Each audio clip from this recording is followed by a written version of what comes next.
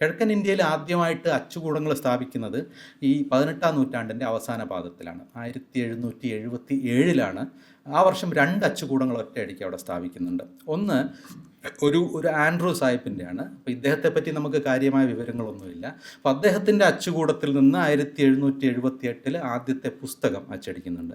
Grammar of the Bengali language എന്ന് പറഞ്ഞ Benjamin ഹാലറ്റിൻ്റെ പുസ്തകമാണത്. അതേ വർഷം, അതായത് 77 തന്നെ സ്ഥാപിച്ച മറ്റൊരു അച്ചുകൂടം 1780 അച്ചടി ആരംഭിച്ച, നിങ്ങൾക്കൊക്കെ അറിയാവുന്ന ഹിക്കേസ് ബംഗാൾ ഗസറ്റിയർ എന്ന് പറയുന്ന ആദ്യത്തെ ഇന്ത്യൻ പത്രം ഉണ്ടല്ലോ, ആ പത്രത്തിൻ്റെ ഉടമയായ ജെയിംസ് ഹിക്കെയാണ്.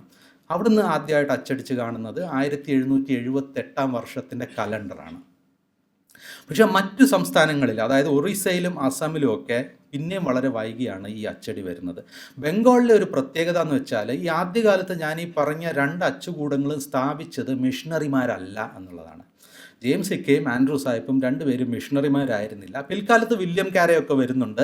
അദ്ദേഹം ശ്രീരാംപൂരിൽ, ഇംഗ്ലീഷിൽ സെറാംപൂർ എന്നെഴുതുന്ന ശ്രീരാംപൂരിൽ ഒരു അച്ചുകൂടം സ്ഥാപിക്കുന്നു. മിഷണറി പ്രവർത്തനങ്ങൾ അവിടെ വികസിച്ച് വരുന്നുണ്ട്. അതേപോലത്തെ ഡെവലപ്മെൻറ്റ്സ് നമുക്ക് അസമിൽ കാണാം, ഒറീസയിൽ കാണാം. പക്ഷേ ഈ മിഷണറിമാരല്ലാത്തവരുടെയും അച്ചുകൂടങ്ങളിൽ ബംഗാളിൽ ഉണ്ടായി വരുന്നുണ്ട്. അതുകൊണ്ട് ഈ മതപരമായ കൃതികൾ മാത്രമല്ല, അവിടെ ചരിത്ര ഗ്രന്ഥങ്ങളും അച്ചടിച്ച് വരുന്നുണ്ട്. ബംഗാളി ഭാഷയിലെ ആധുനികപൂർവ്വ സാഹിത്യ കൃതികൾ അച്ചടിച്ച് വരുന്നുണ്ട്. നിയമവുമായിട്ട് ബന്ധപ്പെട്ട പുസ്തകങ്ങൾ വരുന്നുണ്ട്. അങ്ങനെ കുറച്ച് സെക്യുലർ മേഖലകളിലൂടെയുള്ള ഗ്രന്ഥങ്ങളൊക്കെ ഈ ബംഗാളി ഭാഷയിൽ ആദ്യകാലം തൊട്ട് തന്നെ വരുന്നുണ്ട്. മാത്രമല്ല, അന്നത്തെ ബ്രിട്ടീഷ് ഭരണകൂടത്തിൻ്റെ ഒരു നയം, അവരുടെ പ്രദേശത്തിലെ സ്കൂളുകളിൽ അതത് പ്രദേശത്തെ മാതൃഭാഷയിലായിരിക്കണം മീഡിയം ഓഫ് ഇൻസ്ട്രക്ഷൻ എന്നൊരു നയം കൂടി വരുന്നുണ്ട്.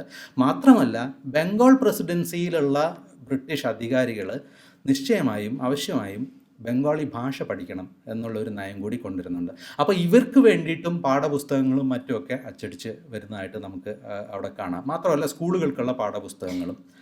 ഒറീസയിൽ ആദ്യമായിട്ട് ഒരു അച്ചുകൂടം സ്ഥാപിക്കുന്നത് 1838-ലാണ്. 38 അത് ബ്രിട്ടനിൽ നിന്ന് യന്ത്രം കയറ്റി അയക്കുന്നു. 38 അച്ചുകൂടം തുടങ്ങുന്നു. അത് കുറച്ച് മിഷണറിമാരാണ് തുടങ്ങുന്നത് കട്ടക് നഗരത്തിൽ. 2 കൊല്ലം മുന്നേ 36 അസമിൽ അച്ചുകൂടം വരുന്നത്. അപ്പോൾ അസമിൽ ഈ അച്ചുകൂടങ്ങൾ വന്ന് പുസ്തകങ്ങൾ അച്ചടിക്കുന്നതും ബംഗാളിൽ ഇത് വരുന്നതും തമ്മിൽ ഏകദേശം 60 കൊല്ലത്തെ വ്യത്യാസമുണ്ട്. മാത്രമല്ല, ബംഗാളിൽ ആദ്യകാലം തുടങ്ങി തന്നെ പാഠപുസ്തകങ്ങളും മറ്റിനം പുസ്തകങ്ങളും ഒക്കെ അച്ചടിച്ച് വരുന്നതുകൊണ്ട്, അപ്പോൾ ഒരു വിദ്യാഭ്യാസം എന്നൊരു മേഖലയിൽ ആധുനിക കാലത്തെ വിദ്യാഭ്യാസത്തിൻ്റെ ഒരു വികസനത്തിൻ്റെ ചരിത്രത്തിൽ 60 വർഷം എന്ന് പറയുന്നത് വലിയൊരു കാലഘട്ടമാണ്. അപ്പോൾ അത്രയ്ക്ക് പിന്നോക്കമായി മാറുന്നുണ്ട് ഈ അസമും ഒറീസയും എന്നുള്ളതാണ് ഇവിടെ നമ്മൾ മനസ്സിലാക്കേണ്ടത്.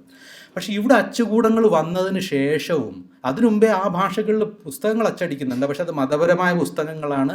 അത് അച്ചടിക്കുന്നത് ശ്രീരാംപൂരിൽ നിന്നാണ്, അല്ലാണ്ട് അസമെന്നോ ഒറീസയെന്നോ അല്ല.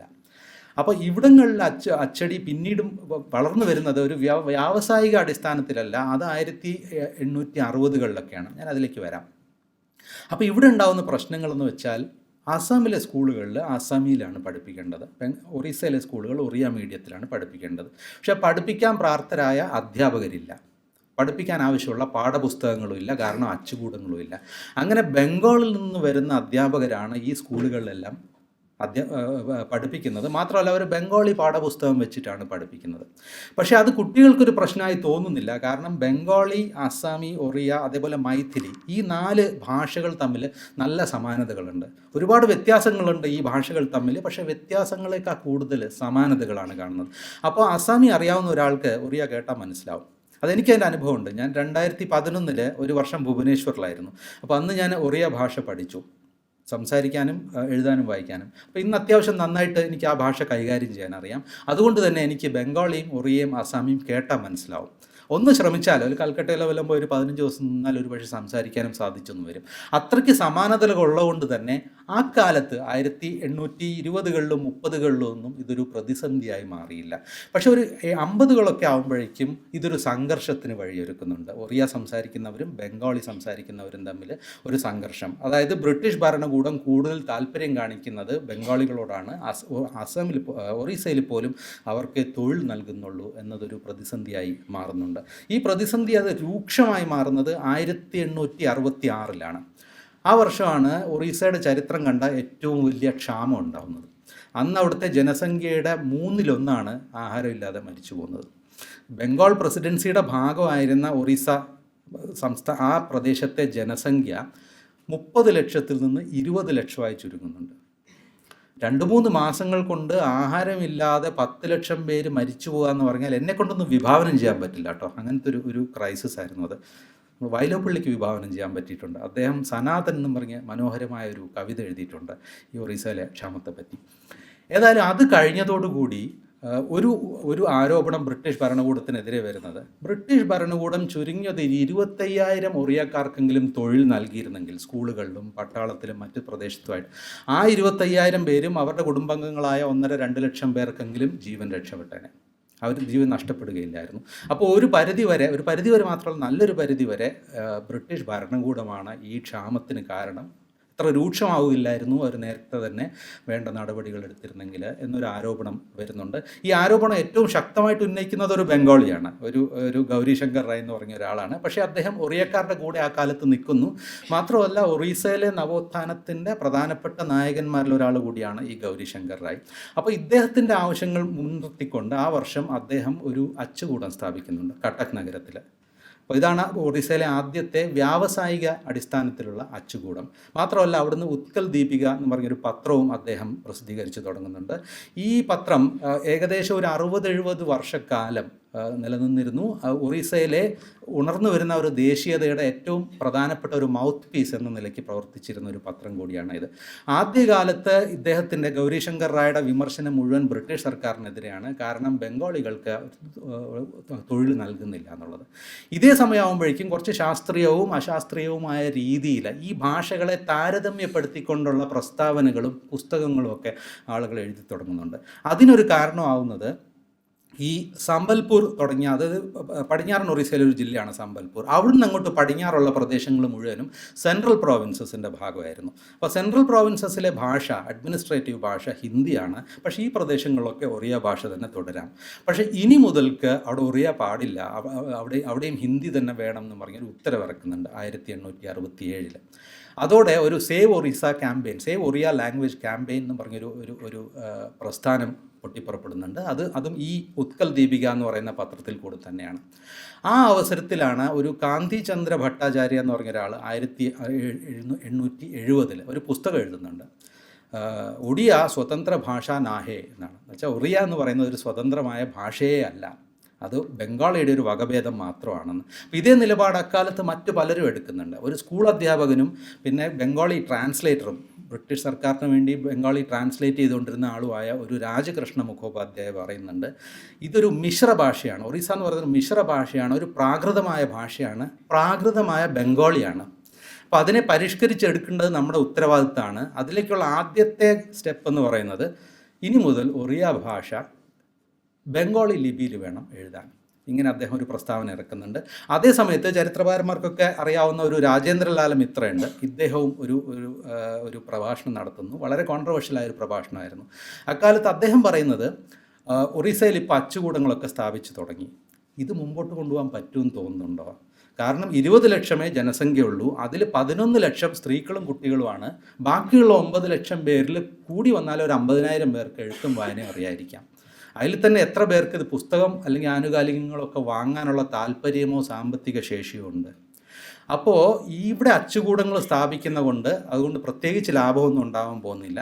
അപ്പോൾ ഒറീസയിലെ ജനങ്ങളുടെ താല്പര്യം മാനിച്ചുകൊണ്ട് നമ്മൾ ഇവിടെയും ഈ ഒറീസ ഭാഷ റദ്ദാക്കി ബംഗാളി നടപ്പിലാക്കണം. കാരണം ബംഗാളി ഇപ്പോൾ തന്നെ വലിയൊരു പ്രദേശത്ത് സംസാരിക്കുന്ന ഭാഷയാണ്.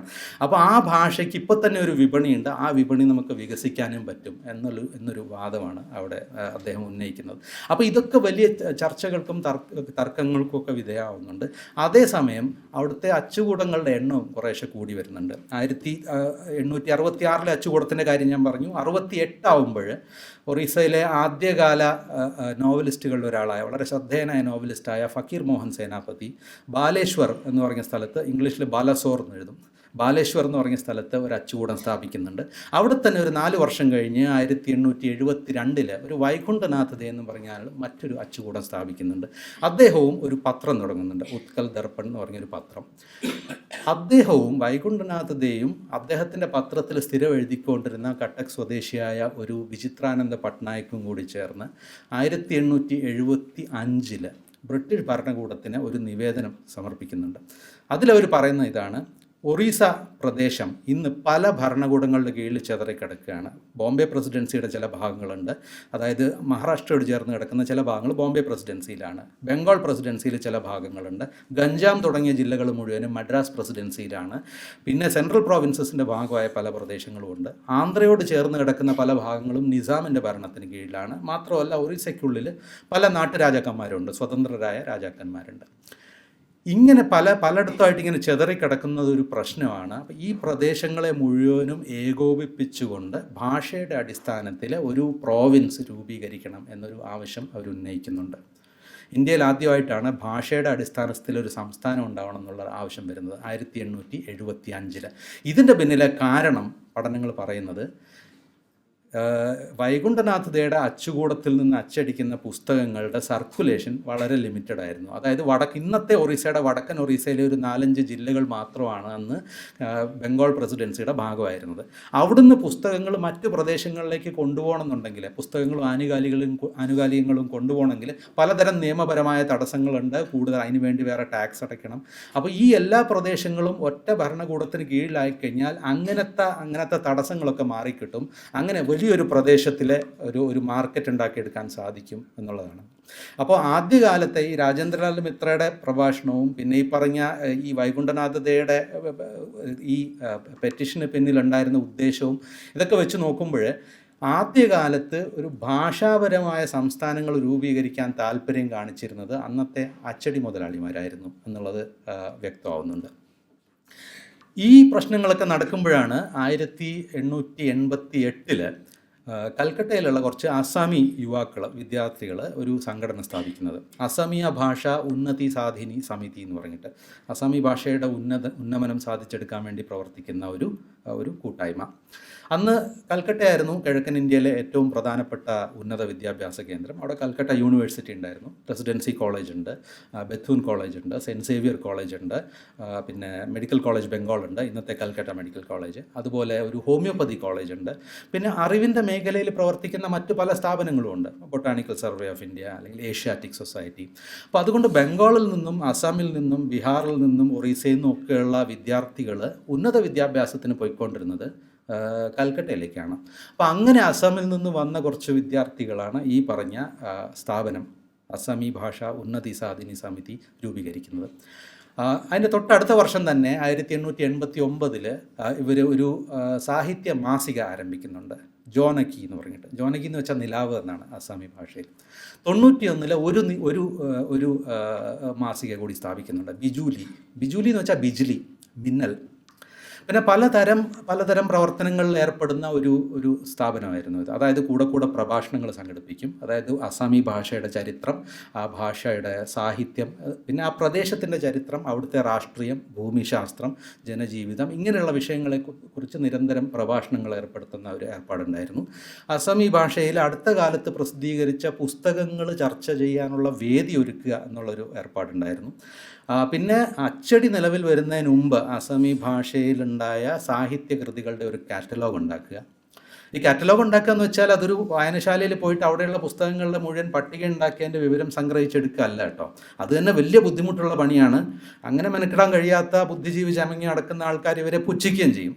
ഇപ്പോൾ MP ശങ്കുണ്ണി നായർ ഒരിക്കൽ കുഞ്ഞുണ്ണി രാജയെ പറ്റി പറഞ്ഞതാണ്, അവനൊരു കാറ്റലോഗ് പണ്ഡിതനല്ലേ എന്ന്. അപ്പോൾ ഇവിടെ എന്ന് വെച്ചാൽ അങ്ങനത്തെ വായനശാലകളൊന്നുമില്ല.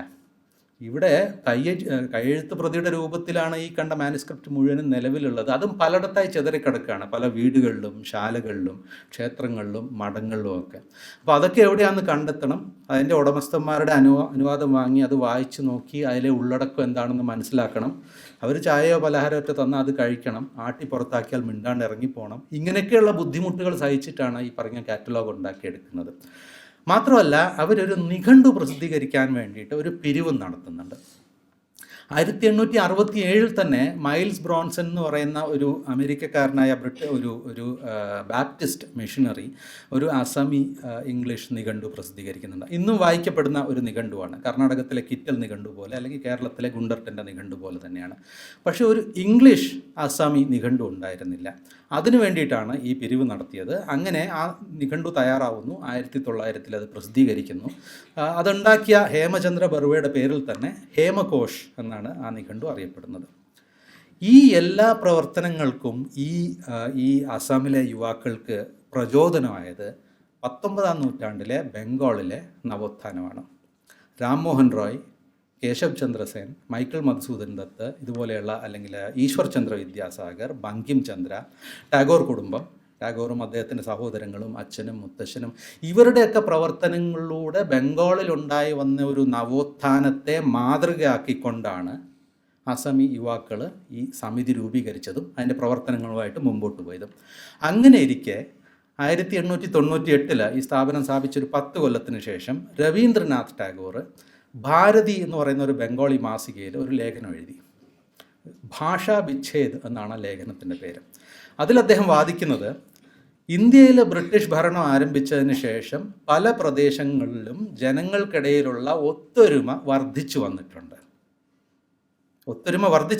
അവർ ഡിവൈഡ് ആൻഡ് റൂൾ പോളിസി നടപ്പിലാക്കി എന്നല്ല പറയുന്നത്, ഒത്തൊരുമയിലൊരു വർധനവുണ്ടായി എന്നാണ് ടാഗോർ പറയുന്നത്. അതിന് കാരണം എന്താണ്? ഈ പ്രദേശങ്ങൾ മുഴുവനും ഇപ്പോൾ ഒരേ ഭരണകൂടത്തിന് കീഴിലാണ്. അതുകൊണ്ട് തന്നെ അവർ ഒരേ തരത്തിലുള്ള പുസ്തകങ്ങൾ വായിക്കുന്നു, ഒരേ നിയമത്തിന് വിധേയരായിരിക്കുന്നു, ഒരേ ഭരണകൂടത്തിന് കീഴിൽ ഒരേ ശമ്പളം വാങ്ങി ഒരേ തരത്തിലുള്ള തൊഴിലിലേർപ്പെടുന്നു. അപ്പോൾ ഇങ്ങനെ ഉണ്ടായി വന്ന ഒരു ഒത്തൊരുമയാണ് ഇപ്പോൾ നമ്മൾ കാണുന്നത്. അതിനെ കൂടുതൽ ആഴത്തിലേക്ക് വേരൂന്നിയതാക്കി മാറ്റേണ്ടത് നമ്മുടെ ചുമതലയാണ്. അതിനെന്താണ് വേണ്ടത്? ടാഗോർ പറഞ്ഞത് ഇതാണ്: ഏതൊരു പ്രദേശത്തും ഒരു പ്രധാനപ്പെട്ട ഭാഷ ഉണ്ടാവും. ആ പ്രദേശത്തും അതിൻ്റെ പ്രാന്തപ്രദേശങ്ങളിലും താരതമ്യേന പ്രാധാന്യം കുറഞ്ഞ മറ്റ് ഭാഷകളുണ്ടാവും. അപ്പോൾ ഈ പ്രധാനപ്പെട്ട ഭാഷ കൂടുതൽ തഴച്ച് വളരണം. ആ വളർച്ചയുടെ ഭാഗമായിട്ട് പ്രാധാന്യം ഇല്ലെന്ന് കരുതപ്പെടുന്ന ഭാഷകൾ അതിൽ ലയിച്ചു ചേരണം. അത് തന്നെ പ്രശ്നമുള്ളൊരു വാദമാണ്. പക്ഷേ ആ വാദത്തിന് അദ്ദേഹം ഒരു ഉദാഹരണവും നൽകി. കിഴക്കൻ ഇന്ത്യയിലെ ഏറ്റവും പ്രധാനപ്പെട്ട ഭാഷ ബംഗാളിയാണ്. പ്രാധാന്യം കുറഞ്ഞ ഭാഷ ആസാമിയും ഒറിയയുമാണ്. ഞാൻ നേരത്തെ പറഞ്ഞ പോലെ ഈ ഭാഷകൾ സംസാരിക്കുന്നവർക്ക് പരസ്പരം ആ ഭാഷ കേട്ടാൽ മനസ്സിലാവും. അതുകൊണ്ട് തന്നെ ബംഗാളി ഭാഷ അങ്ങോട്ട് വളർന്നു വരണം, അതിലേക്ക് ആസാമിയും ഒറിയയും ലയിച്ചു ചേരണം. ഇങ്ങനൊരു ആദർശമാണ് അദ്ദേഹം മുമ്പോട്ട് വെക്കുന്നത്, ഒരു മോഡലാണ് മുമ്പോട്ട് വെക്കുന്നത്. ഇതൊന്നും വലിയ തർക്കങ്ങൾക്കൊക്കെ കാരണമാവുന്നുണ്ട്. ഒറീസയിലും ആസാമിലുള്ള ബുദ്ധിജീവികൾ ഇതിനെ നിശിതമായി വിമർശിക്കുന്നുണ്ട്. ഏറ്റവും ശക്തമായി വിമർശിക്കുന്നത് അസമിലുള്ള ഒരു ലക്ഷ്മിനാഥ് ബേസ്ബറുവ എന്ന് പറഞ്ഞ ഒരാളാണ്. നേരത്തെ പറഞ്ഞ ജോനകി പത്രത്തിൻ്റെ പത്രാധിപരായിരുന്നു. ആധുനിക അസമി ചെറുകഥയുടെ പിതാവ് എന്നൊക്കെ അറിയപ്പെടുന്ന ഒരു ആളാണ്. അദ്ദേഹം പറഞ്ഞു, ടാഗോറിൻ്റെ ലേഖനത്തിൽ ഒരു കഴമ്പുമില്ല, തികച്ചും അശാസ്ത്രീയമായ രീതിയിലാണ് അദ്ദേഹം തൻ്റെ വാദങ്ങളൊക്കെ അവതരിപ്പിച്ചിട്ടുള്ളത്. മാത്രമല്ല ഒരു സ്വാർത്ഥവും കൂടി ഞാനിതിൽ കാണുന്നുണ്ട് എന്നൊക്കെ രീതിയിൽ അദ്ദേഹം ആരോപണം ഉന്നയിച്ചു. ഇനിയിപ്പോൾ ഈ ബേസ്ബറുവ ആരാണ്? ബേസ്ബറുവ ഒരു പ്രജ്ഞാസുന്ദരി ദേവി എന്ന് പറഞ്ഞൊരു സ്ത്രീയാണ് വിവാഹം കഴിച്ചിരുന്നത്. ഒരു ബംഗാളി സ്ത്രീയാണ്. ആദ്യകാല ബംഗാളി പാചക പുസ്തകങ്ങളൊക്കെ എഴുതിയിരുന്നത് ഇവരാണ്. ഈ പ്രജ്ഞാസുന്ദരി ദേവി രവീന്ദ്രനാഥ് ടാഗോറിൻ്റെ ചേട്ടൻ ഹേമേന്ദ്രനാഥ് ടാഗോറിൻ്റെ മകളാണ്. അങ്ങനെ ഒരു ബന്ധവും നല്ലൊരു സുഹൃത്ത് ബന്ധവും ഇവർ തമ്മിൽ ഉണ്ട് എന്ന് പറയുമായിരുന്നു. തിലോത്തമ മിശ്ര ഈ വിഷയത്തെ പറ്റിയിട്ടൊരു പഠനം നടത്തിയിട്ടുണ്ട്. അപ്പോൾ അവർ ആ പഠനത്തിൽ വാദിക്കുന്നതെന്ന് വെച്ചാൽ, ടാഗോർ പറയുന്ന പോലെ കിഴക്കൻ ഇന്ത്യ മുഴുവൻ എന്ന് പറഞ്ഞാൽ എന്താണ്? അസം, പശ്ചിമ ബംഗാൾ, അസം എന്ന് പറഞ്ഞാൽ പഴയ അസം കേട്ടോ, അതിൽ മേഘാലയയും ഈ പറഞ്ഞ അരുണാചൽ പ്രദേശമൊക്കെ ഉൾപ്പെടും, ത്രിപുര, ഒറീസ, ബാംഗ്ലാദേശ്. ഇത്രയും വലിയൊരു പ്രദേശത്ത് മുഴുവൻ ഒരൊറ്റ ഭാഷയേ ഉള്ളൂ എന്നുള്ള സ്ഥിതിവിശേഷം ഉണ്ടാകുമ്പോൾ ബംഗാളി ഭാഷയുടെ വായനക്കാരുടെ എണ്ണം അത്ര കണ്ട് വർദ്ധിക്കുന്നുണ്ട്. അതായത് ബംഗാളി പുസ്തകങ്ങളുടെയും ആനുകാലികങ്ങളുടെയും വിൽപ്പന അങ്ങനെ വർദ്ധിക്കുന്നു. ഈ എല്ലാ പ്രദേശത്തും ബംഗാളി മീഡിയം സ്കൂളുകളാവുമ്പോൾ ബംഗാളിയിലുള്ള പാഠപുസ്തകങ്ങളുടെ വിൽപ്പനയും അത്ര കണ്ട് വർദ്ധിക്കുന്നു. ഇങ്ങനെയുള്ളൊരു കാരണം വെച്ചുകൊണ്ടുകൂടിയാണ് ടാഗോർ ഈ വാദം ഉന്നയിക്കുന്നത്. കാരണം 1870-കളിൽ തന്നെ ആ വാദം ഉണ്ടല്ലോ. പലരും രാജേന്ദ്രലാൽ മിത്ര പോലുള്ള ആളുകൾ ഉന്നയിക്കുന്ന വാദമാണ്, അതിലൊരു പുതുമയൊന്നുമില്ല.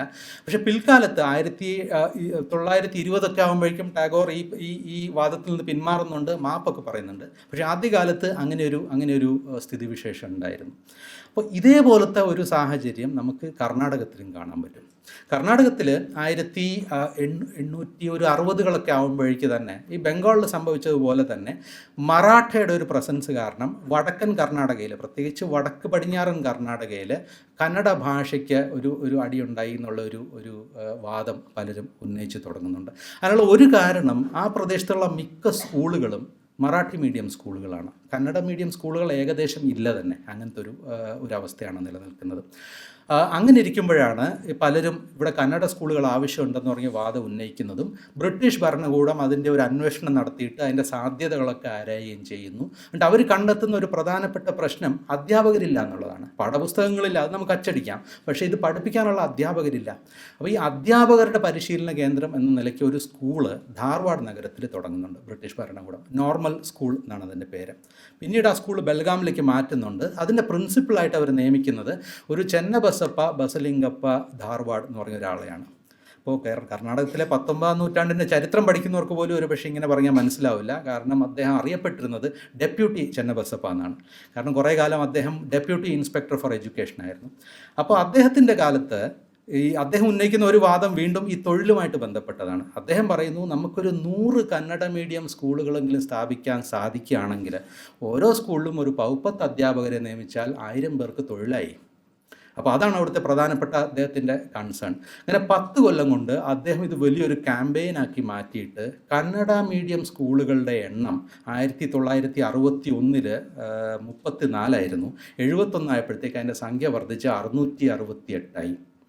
634 പുതിയ സ്കൂളുകളാണ് 10 കൊല്ലം കൊണ്ട് അദ്ദേഹം സ്ഥാപിക്കുന്നത്. അപ്പോൾ അതിൻ്റെ ബെനിഫിഷ്യറീസായിട്ട് വന്ന ഒരു പുതിയ തലമുറയുണ്ട്. ആ തലമുറ ഈ കന്നഡയുടെയും കന്നഡ സംസാരിക്കുന്ന ജനങ്ങളുടെയും അവകാശങ്ങൾക്ക് വേണ്ടി പോരാടാൻ സന്നദ്ധരായിരുന്ന ഒരു കൂട്ടരാണ്. അങ്ങനെ അതിൽപ്പെട്ട ഒരാൾ, ഒരു രാമചന്ദ്ര ഹനുമന്തറാവ് ദേശ്പാണ്ഡെ 1890 ധാർവാഡ് നഗരത്തിൽ ഒരു സംഘടന സ്ഥാപിക്കുന്നുണ്ട്. വിദ്യാവർദ്ധക സംഘ എന്നാണ് അതിൻ്റെ പേര്. അതിൻ്റെ ഒരു വായനശാലയുമുണ്ട്. നല്ലൊരു വായനശാലയാണ്. നമ്മുടെ എല്ലാ വായനശാലകളെയും പോലെ തന്നെ കഴിഞ്ഞൊരു 40-50 കൊല്ലമായിട്ട് ഒന്നും അപ്ഡേറ്റ് ചെയ്തിട്ടില്ല. പക്ഷേ അതുവരെയുള്ള ഏറ്റവും മനോഹരമായൊരു ഒരു ലൈബ്രറിയാണ്. അതായത് നിങ്ങൾക്ക് 19-20-ാം നൂറ്റാണ്ടിൻ്റെ കർണാടകത്തിൻ്റെ ചരിത്രം പഠിക്കണമെങ്കിൽ, പ്രത്യേകിച്ച് ഭാഷയുടെയും സാഹിത്യത്തിൻ്റെയും ചരിത്രം പഠിക്കണമെങ്കിൽ നിങ്ങൾ അവശ്യമായിട്ടും പോയിരിക്കേണ്ട ഒരു സ്ഥലം ഈ വിദ്യാവർദ്ധക സംഘത്തിൻ്റെ വായനശാലയാണ്. ഞാൻ ഇടയ്ക്കിടയ്ക്ക് പോകാറുണ്ട്, എൻ്റെ ഗവേഷണത്തിൻ്റെ ആവശ്യങ്ങൾക്ക് പോകാറുണ്ട്. അങ്ങനെ ഒരു വായനശാല അദ്ദേഹം സ്ഥാപിക്കുന്നു. പിന്നെ എല്ലാ മാസവും പ്രസിദ്ധീകരിക്കുന്ന വാഗ്ഭൂഷണ എന്ന് പറഞ്ഞൊരു സാഹിത്യ മാസികയും ഇറക്കുന്നുണ്ട്.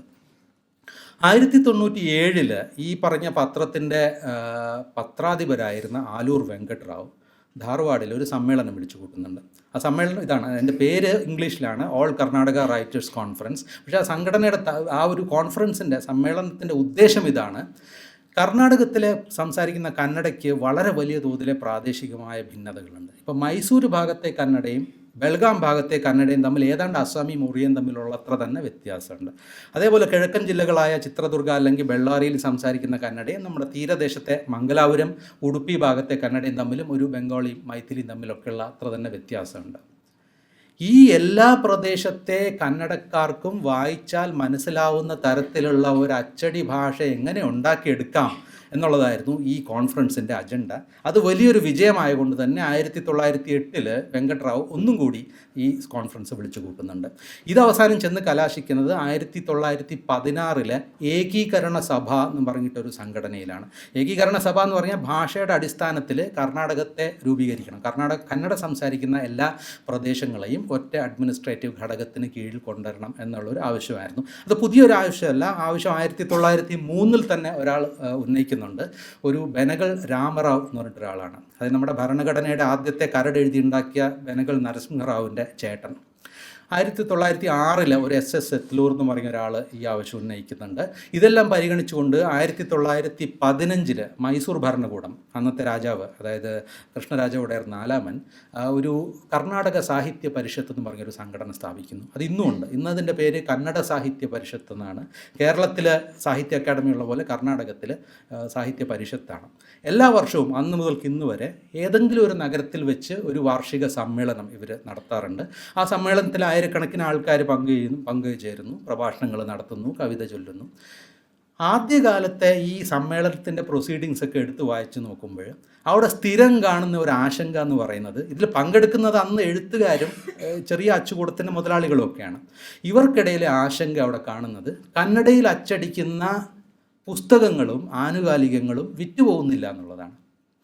അവിടെ മറ്റു പല ചർച്ചകൾ നടക്കുന്നുണ്ട്, തർക്കങ്ങളുണ്ട്. ഉദാഹരണത്തിന് കന്നഡ ഭാഷയ്ക്ക് എത്ര പഴക്കമുണ്ട്? 2000 വർഷമേ ഉള്ളോ, അതോ 1600 അതോ ഈ പറഞ്ഞ പോലെ കവിരാജമാർഗ എന്ന് പറയുന്ന ഗ്രന്ഥമാണോ കന്നഡത്തിലെ ആദ്യത്തെ ഗ്രന്ഥം, അതോ അതിനു മുമ്പ് എഴുതിയ ഗ്രന്ഥങ്ങൾ കിട്ടാതെ പോയതാണോ? ഇതൊക്കെ ചൂടുപിടിച്ച തർക്കങ്ങൾക്ക് വിധേയമാവുന്നുണ്ട്. അത് പലപ്പോഴും തമ്മിത്തല്ലിൻ്റെയൊക്കെ അടുത്തെത്തുന്നുണ്ട്.